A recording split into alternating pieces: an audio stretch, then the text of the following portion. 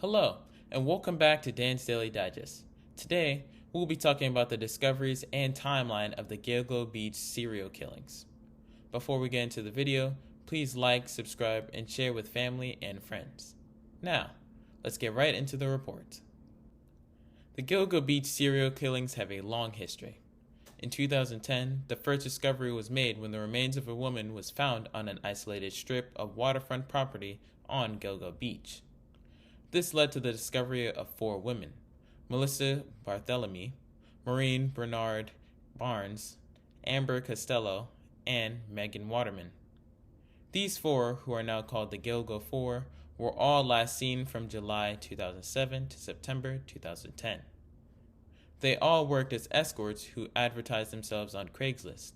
Barthélemy was the first to be found by police, and Barthélemy's family had reported to the police of a phone call from the murderer admitting to killing Barthélemy. In July 2009, an unidentified male called Barthélemy's then 15-year-old sister, calling her a whore. This call would be one of the 7 calls that her family would receive. The last call her sister received from the man was him explaining in graphic detail how he sexually assaulted Barthélemy. Police stated that these calls would later help them solve this case. What makes this case as big and horrific as it is the timeline of the events and graphic scale of this investigation. On March 29, 2011, almost a year after the first findings, skeletal remains of a woman were found miles away from the first findings of the Gilgo 4.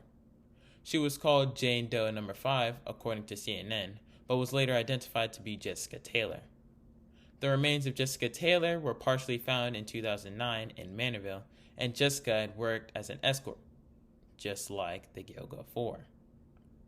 On April 4th, 3 more sets of remains were found. They were identified to be a female toddler, an Asian male, and a woman referred to as Jane Doe No. 6, according to CNN. A week later, 2 other sets were found in Nausea City, one of which was identified to be the mother of the toddler, according to CNN. The mother's partial remains were discovered in 1997. To put it into perspective how geographically massive this investigation is, Nausea City is 1.1 thousand miles away from Suffolk County. Police had discovered many remains, but how did they pinpoint who was responsible?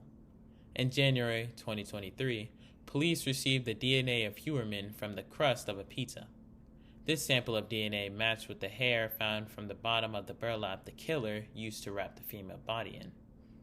Huerman was arrested on July 13, 2023, making him the first arrest of the case. The more you dig into the investigations, the more horrific it gets. So many families were affected by the Gilgo Beach killings, and the Barthélemy sister, who would now be 29 years old, will never forget the 7 phone calls she received from Huerman. My heart goes out to the Barthélemy family and the families of the victims that were affected by the killings. As always, this is Dan's Daily Digest, and I hope you enjoyed my report.